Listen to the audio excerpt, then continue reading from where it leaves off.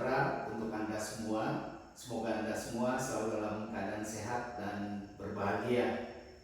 Umat beriman terkasih, pada kesempatan pagi hari ini di hadapan saya telah hadir seorang narasumber, yakni Bapak Stefanus Priyono, di mana kami pada kesempatan ini akan memperbincangkan tentang devosi. Bapak Stefanus Priyono ini adalah salah satu anggota dari kelompok devosi Kerahiman Ilahi, dan beliau juga adalah ketua stasi dari Gereja Katolik Santo Agustinus Panaragan, Paroki Santo Yohanes Paulus II Murnijaya, Kabupaten Tulang Bang Barat, Kosupan Tanjung Karang. Biasa dipanggil Pak Pri ya Pak. Selamat pagi Pak Pri. Selamat pagi. Sehat selalu. Berkata Saya bersenang hati karena Pak Pri berkenan untuk hadir dalam pembicaraan kita yang akan membicarakan tentang devosi. Sebagaimana telah kita ketahui, di Kosupan kita, Kosupan Tanjung Karang, di tahun ke-6 Arah Dasar Pastoral ini membicarakan tentang tahun devosional. Sebagaimana Pak Pri sebagai salah satu anggota devosi Kerahiman Ilahi bisa bercerita kepada pemirsa dan kepada kami semua tentang apa itu devosi Kerahiman Ilahi dan bagaimana awal terbentuknya kelompok devosi ini di stasi Panaragan. Terima kasih Romo, Bapak Ibu sekalian, selamat pagi. Jadi kalau Romo tadi sampaikan, tanyakan tentang seperti apa devosi kerahiman di stasi Agustinus Panaragan, itu berawal tahun 2014 atau 15 gitu Romo. Jadi pada kesempatan itu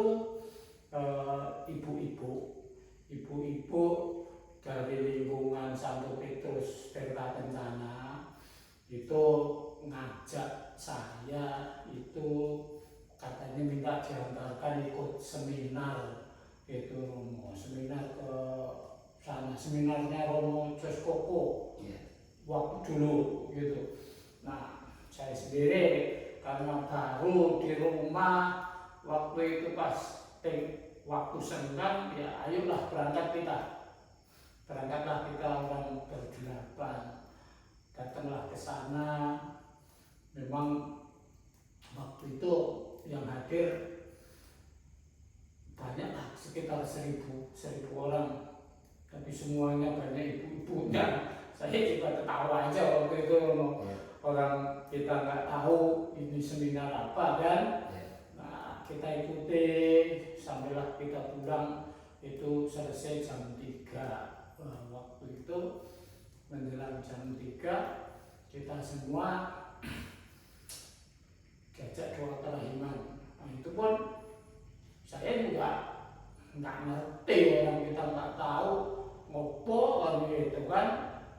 Ada itu jam kerahiman, dilanjutkan doa koronda yang sekarang kita kenal tuh ya gitu, pulang selesai. Nah begitu pulang kita itu dikasih seperti ini, buku ini itu dari Bu Jilatin,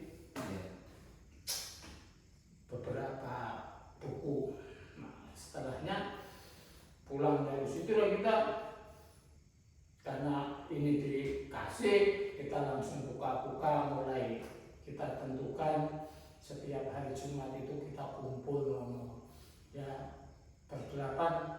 Ada Mbah Naryo Putri, Bu Maria Rinem yang almarhum, serta Mbak Ari Kakmanatu, istri saya. Beritulah Bu Gendut. Nah itulah awal-awal kita mulai berkumpul. Tentunya ya belajar sendiri apa yang ada di dalam buku ini. Kita yakini bahwa ini barang yang betul, kita harus jalankan. Itu yang mengawali. Terus pada kesempatan kedua kita dapat kunjungan dari Kepamungan di Keuskupan Tanjung Karang waktu itu, yang datang Ibu Ketua Bu Jilatin, terus Pak Narto, terus Pak Marjuki, beliau lah yang datang. Kami senang walaupun kita itu cuma orang 8, orang 6 yang kumpul tiap hari, tapi dikunjungi beliau-beliau. Artinya itulah yang kita tambah nopo, tambah semangat gitu. Kita tambah semangat.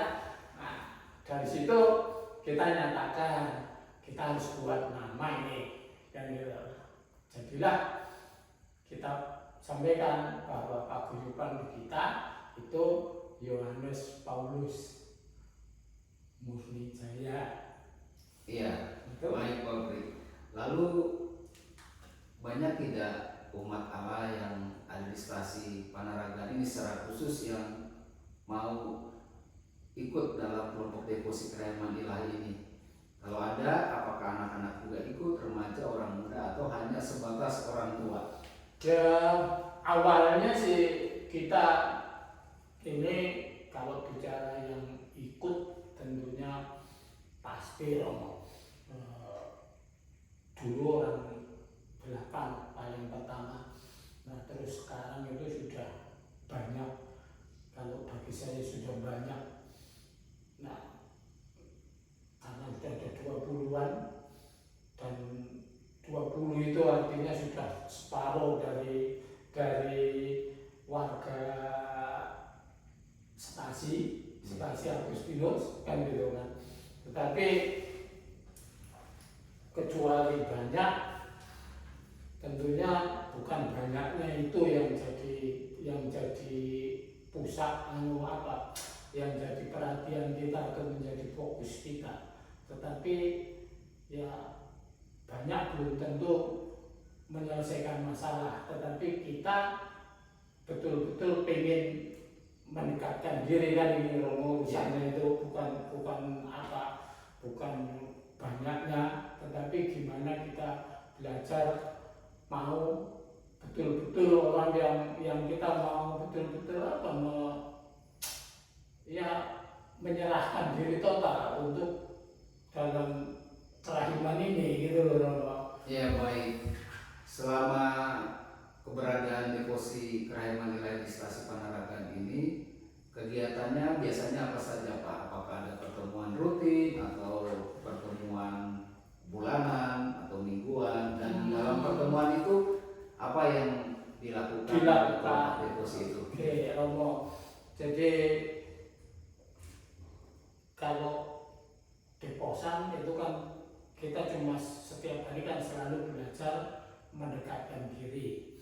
Nah, dalam kegiatannya pertemuan mingguan itu kita ada setiap hari. Kalau dulu hari Jumat, tapi sekarang awalnya dulu hari Jumat kita, terus sekarang karena kebutuhan antara dapur sama itu sama komunitas itu ya kita geser ke hari Kamis sekarang Romo. Itu pertemuan rutin kita. Nah, pertemuan yang bulanan itu kita memang tidak rutin Romo, tetapi ada kalanya kita ada pertemuan yang sana dari seluruh Lampung. Itu kita ada acara retret, ada acara tamu akbar, ada ya berbagi pengalaman itu yang membuat event. Kadang ya jelas dari Kepandungan ke Uskupan itu selalu ada. Terus kalau tamu akbar itu setiap 2 tahun sekali. Nah, bahkan besok ini Romo pesta besar-besar. Besok akan kita rayakan di gereja paroki Murnijaya. Kasih Romo. Minggu Kerahiman Ilahi. Iya. Baik Pak Pri, dalam setiap pertemuan apakah anggota datang secara full atau ada yang datang atau ada yang tidak? Itu biasanya bagaimana? Puji Tuhan Romo, untuk setiap pertemuan ya selama ini sih pasti di atas 90% dari keanggotaan itu hadir dalam kondisi apapun. Ya terutama biasanya sih orang-orang yang sepuh-sepuh itu kan malah jadi motor penggeraknya, nggak tahu ini memang apakah kerahiman itu juntukan orang tua, saya rasa tidak, gitu loh. Karena rahim itu bukan untuk yang tua saja, untuk semuanya itu boleh melaksanakan dan dikasih, gitu loh. Kerahiman Allah berarti kan Allah yang Maha Rahim, yang mengasihi setiap manusia, siapapun mereka. Iya, itu. Jadi ya, tapi seperti itu loh. Nah, dari pertemuan itu tadi kalau mau tanyakan kegiatan apa saja, kita dari kelompok yang kecil ini juga ada pelayanan doa Romo. Kita kunjungan orang sakit, itu juga kita agendakan di mana ada kesempatan, itu kita selalu siap untuk itu. Artinya kita menjalankan belas kasih, kalaupun kita tidak bisa memberi sesuatu yang berupa barang, tapi paling tidak kita memberikan penghiburan atau doa, itu yang kita lakukan. Kita bukan sering, tapi ya setiap ada kesempatan kita jenguk orang sakit atau yang sekedar memberikan penguatan, istilahnya memberikan semangat dorongan untuk sembuh, itu yang kita lakukan. Nah, kalau ke istilahnya kerennya itu pewartaan, padahal kita kadang-kadang pikirannya ayo kita main saja ke tempat saudara yang ada di sana. Itu dulu juga pernah kita jalankan sebelum pandemi itu. Kita didampingi Romo Agus untuk kalau saya istilahnya yuk kita main itu tadi ke saudara-saudara kita yang di stasi lain. Kita pernah ke Bumi Restu, pernah ke Tata Karya juga pernah. Itu dulu Romo Agus mendampingi kami. Baik, luar biasa kelompok devosi yang sudah ada di stasi kita ini.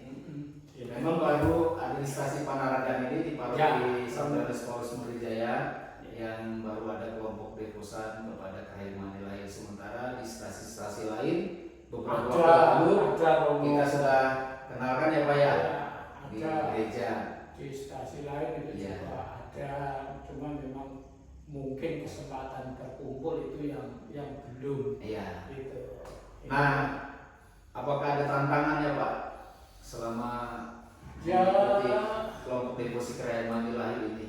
Tantangan sih pasti ada loh, karena kan dari awal kan itu pasti Tuhan itu juga sudah sampaikan bahwa setan itu akan mengganggu kita. Kan gitu kan? Nah iya kan, setan itu akan mengganggu kita. Nah, tapi bukan itu maksudnya. Kalau tantangan kita itu kadang-kadang kan gini, devosi atau berdoa atau apa saja yang ada di kegiatan di gereja kita itu kan tidak semua umat itu paham. Dan itu tidak semua umat itu paham, karena di dalam keseharian kita kadang-kadang umat yang tidak tahu itu ada yang sok tahu, kan gitu kan, padahal dia belum pernah menjalani. Nah seperti itu, terus menganggap kita itu di luar dari barisan orang Katolik, kan gitu kan. Nah padahal devosi itu kan menurut Bapak Uskup yang tahun tahun ke-6 itu kan dalam surat Bapak Uskup, devosi itu adalah makanan tambahan, suplemen. Itu supaya kita makin sehat. jadi sehat, makin jadi Katolik, kan gitu kan. Nah, tanpa meninggalkan makanan pokok kita, kan gitu. Devosi itu bagaikan suplemen vitamin, jadi tambahan agar kita semakin kuat dalam iman kepada Allah. Sedangkan Ekaristi itu makanan yang paling pokok. Nah itu, jadi tantangannya yaitu tadi, kadang-kadang masih ada orang yang menganggap kita itu di barisan samping atau di barisan luar, padahal kita ya biasa-biasa saja. Ya, baik Pak Pri. Tadi luar biasa sudah disampaikan tentang sejarah terbentuknya kelompok Deposi Kerahiman Nilai di Stasi Panaragan ini, lalu apa yang telah dibuat, lalu ada juga tantangannya, lalu sebagai pribadi dan juga sebagai anggota dari kelompok Deposi Kerahiman Ilahi, manfaat apa yang Pak Pri rasakan ya, secara pribadi maupun dalam keluarga maupun untuk gereja setelah ikut dalam Deposi Kerahiman Ilahi? Ya, Romo, kalau secara pribadi sih saya yang merasakan itu, saya cuma merasa ini, merasa dekat gitu, merasa dekat, merasa tenang, merasa aman gitu. Tapi saya tidak nyaman gitu loh. Tidak nyaman artinya bukan saya tidak tenang, itu tidak, karena kenyamanan itu kayaknya bukan sesuatu yang enak, karena nyaman dalam tanda kutip pasti membutuhkan ini yang agak gimana gitu. Dekat dengan Tuhan maksudnya. Iya, dekat dengan Tuhan lalu nyaman. Ya, aman, merasa aman. Dekat dengan Tuhan melalui Deposi Kerahiman Ilahi. Ya, karena di dalam deposi itu kan kita cuma diajarkan, kalau menurut saya juga diomongkan itu gampang, orang cuma disuruh, kamu harus kasih, berbelas kasih, kamu harus berkata, menyampaikan, terus kamu harus berdoa, katanya mendoakan.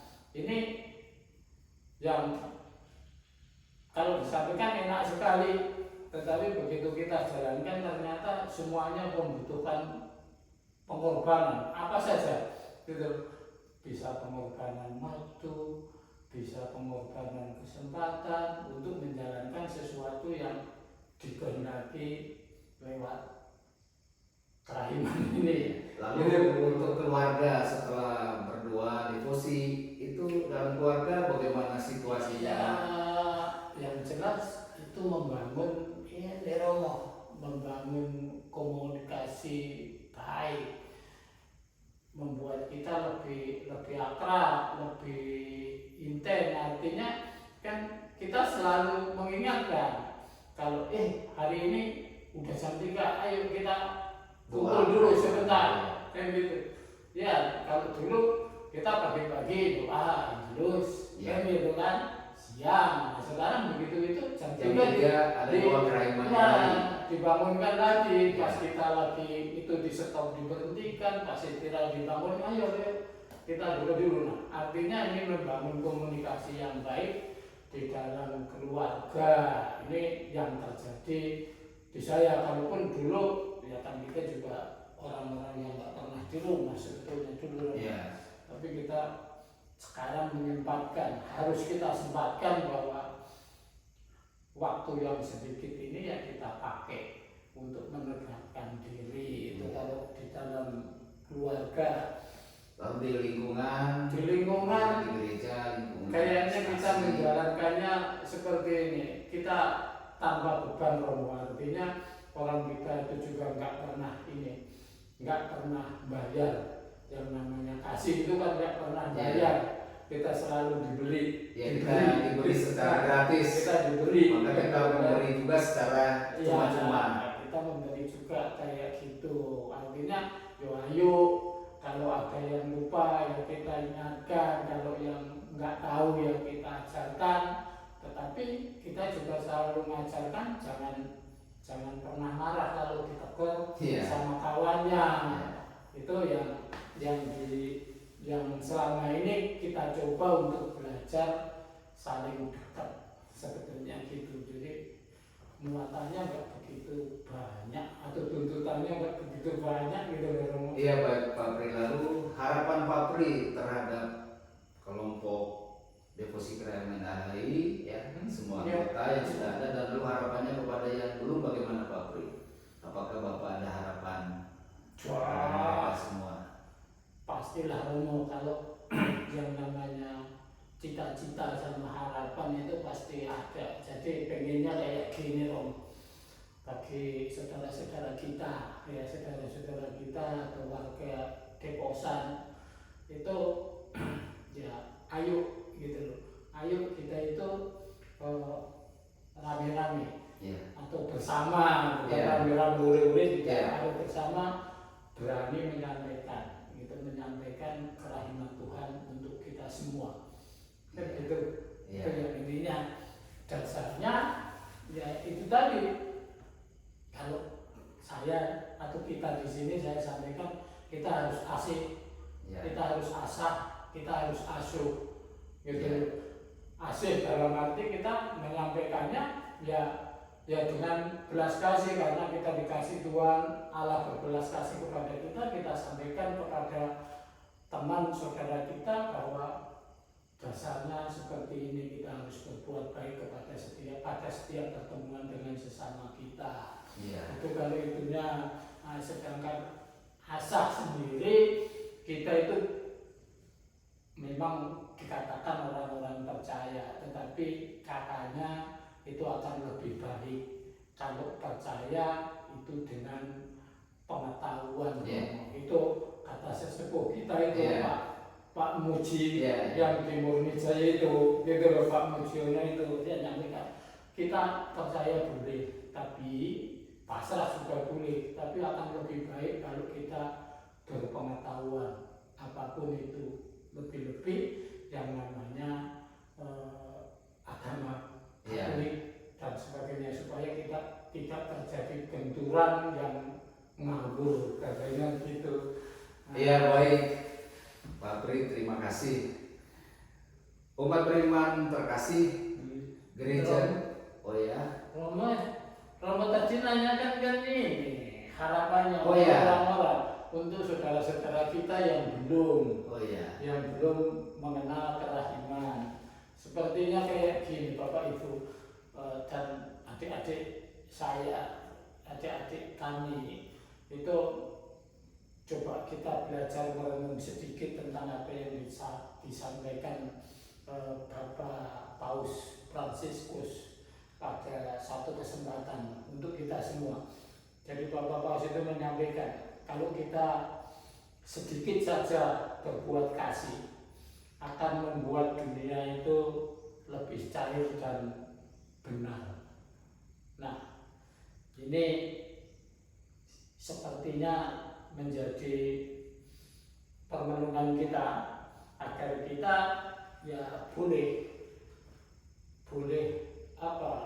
menggapai rahmat dari Sang Kerahiman yang menjadi tema pesta kerahiman kita di tahun ini, khususnya di Keuskupan Tanjung Karang, menggapai rahmat melalui Sang Raja Kerahiman itu. Nah, maka ya saya mengajak kepada Bapak Ibu Saudara, ayo kita mendekatkan diri kepada Tuhan dengan berdevosi kerahiman ilahi. ya, baik. Terima kasih Pak Pri, luar biasa sharingnya pada pagi hari ini yang memberikan pencerahan kepada umat beriman sekalian dimanapun mereka berada. Umat beriman terkasih, Gereja Katolik sangat kaya dengan tradisi rohani seperti devosi. Ada devosi kepada Bunda Maria, ada devosi kepada Hati Kudus Yesus, ada devosi kepada Roh Kudus, ada devosi kepada kerahiman ilahi. Dan devosi itu semua bertujuan agar umat beriman semakin dekat dengan Tuhan, ya Pak. Lalu semakin imannya dikuatkan, juga imannya bertumbuh dan menghasilkan buah yang baik dalam hidup sehari-hari. Terima kasih Pak Pri telah memberikan pencerahan kepada para umat dimanapun mereka berada melalui saluran Warta Kabar Sukacita ini. Mohon maaf kalau ada yang salah atau tidak berkenan kepada Bapak Ibu Romo sekalian. Umat beriman terkasih, semoga tayangan kali ini bermanfaat bagi Anda semua. Saya Romo Teden dalam saluran Warta Kabar Sukacita mengucapkan sampai jumpa di lain tayangan. Salam, Tuhan memberkati Anda semua.